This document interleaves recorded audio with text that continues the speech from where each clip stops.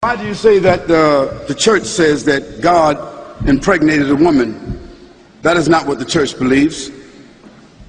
Well, to be honest with you, what the church believes and what the church says, they said 354 years after Jesus Christ. So I don't think that 354 years after Jesus Christ, whatever the church came up with at the Council of Ephesus or the Council of Nicaea, I don't think it holds any legitimacy when we connect it to the 19 statements that I could quote to you about who Jesus said that he is. Excuse me?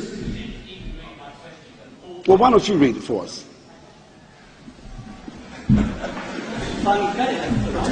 Just read it for us.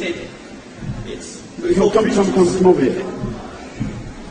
Look, I'm sorry about this, but no, don't be sorry. I said, why do you say that the church says that God impregnated a woman? And the word I'm saying is impregnated. That is not what the church believes. Christians believe that Mary, as a virgin, not impregnated by anyone, therefore, Mary, as a virgin, empowered by God, gave birth to Jesus.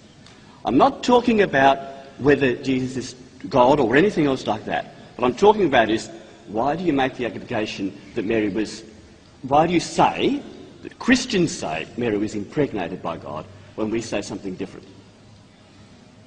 All I'm asking you is to represent Christians and their beliefs fairly. Now, if you've done it out of not knowing, I don't mind. But Christians don't believe that God impregnated Mary. They believe that God empowered Mary to give birth to a child, which is, I think, what you believe. You don't. Don't ask me what I believe. Just state your question, and then I'm going to answer you. What I'd like you to do is, you might have a little follow-up, so why don't you sit right there while I answer? Okay.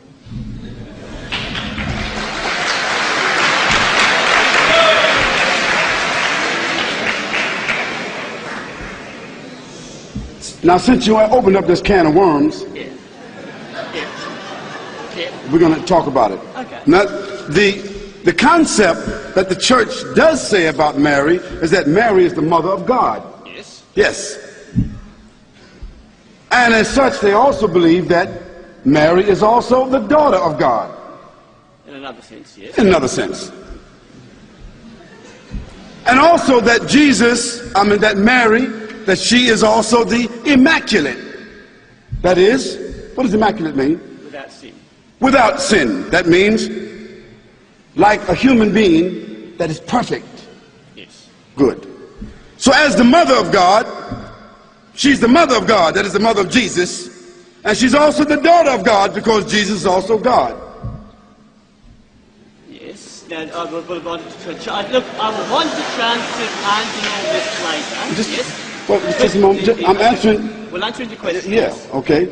Now, I never said that the church said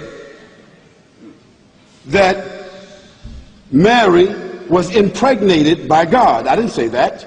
You used the word impregnated. Well, but that's not what I said. You used the word impregnated. Well, let me just clarify for you that it is not my understanding as a Christian, previously a Christian, that your belief is that God impregnated Mary. No, what we say, what we understand, which is a different understanding that you have, is that Mary was impregnated by the Word of God. That the Word of God was placed inside Mary and she became pregnant. Okay? Now what we have a problem with, Reverend, what we have a problem with is this paganistic concept that God has a mother and God got a daughter. Now that means God is locked in on both sides by Mary. Mary is God's mother on one hand, and then she's God's daughter on the other hand. Now that's a problem with anybody. Now that seems to be some incestuous relationship there. Can I respond now? Can I respond? Well, listen, let me say this to you. If you were sort of like, if you were sort of irritated by me by your thinking that I said that Mary is impregnated by God, I take that away. And so you have that. But you yourself said to everybody here that Mary is considered to be the mother of God and also the daughter of God. We say we reject that. Now, you can rent your own hall and give your own speech, and then I'll ask questions to you at another time. Can I just say, okay. Because there's more questions here. Okay, yeah, all of this, I simply wanted you to clear the allegation that God impregnated Mary. Okay. You have done that, and I would agree that the question about how Mary is mother is God at another time. Thank you. Thank you.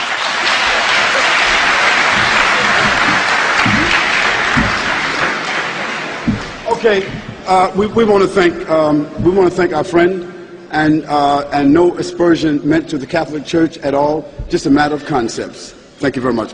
So Muslims, if we want to change this society, if we want to change the direction of this society, if we want to affect this society, we have to first reform ourselves.